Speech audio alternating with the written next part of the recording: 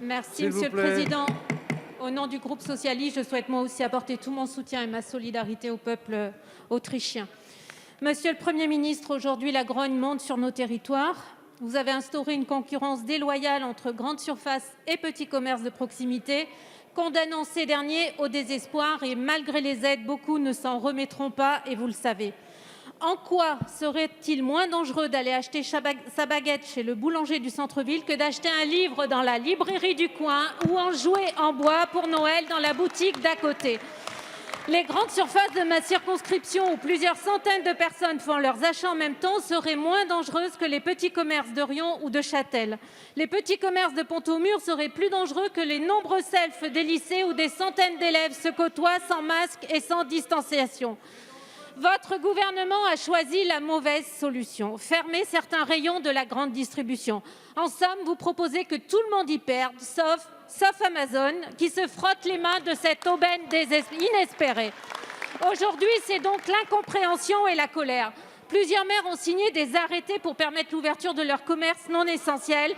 Ce n'est évidemment pas la bonne solution et nous n'appelons pas à la désobéissance. Vous avez reconnu l'efficacité du binôme préfet-maire dans la gestion de la crise.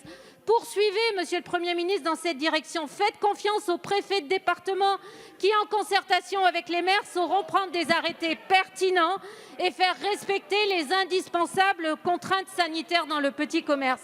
Vous savez, 4 mètres carrés dans une grande surface équivaut à 4 mètres carrés dans un petit commerce. Il y a urgence, Monsieur le Premier ministre.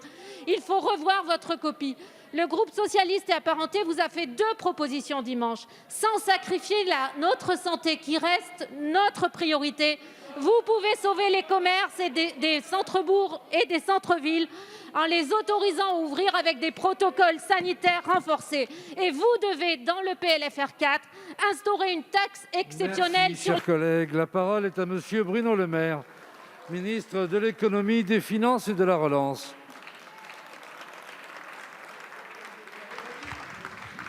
Madame Pires-Beaune, je crois que vous pourrez reconnaître qu'avec le Premier ministre, nous avons eu l'humilité de corriger notre copie. Quand nous avons vu que les petits commerçants estimaient qu'il y avait 2 poids, 2 mesures, nous avons pris toutes les décisions nécessaires pour garantir l'équilibre entre les grandes surfaces auxquelles les Français doivent pouvoir continuer à avoir accès pour se nourrir, pour avoir accès à des produits de première nécessité, et les petits commerces. Et depuis lundi, je ne cesse de recevoir, à la demande de Jean Castex, l'ensemble des commerces qui sont concernés.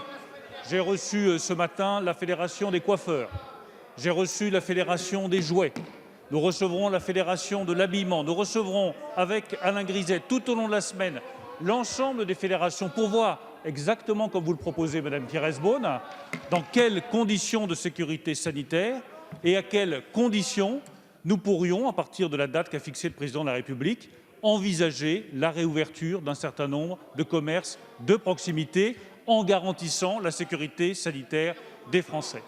S'agissant de l'e-commerce, je voudrais simplement rappeler une chose, parce que vous n'avez tous que Amazon à la bouche. Et je vous remercie de faire dans cet hémicycle la publicité d'Amazon.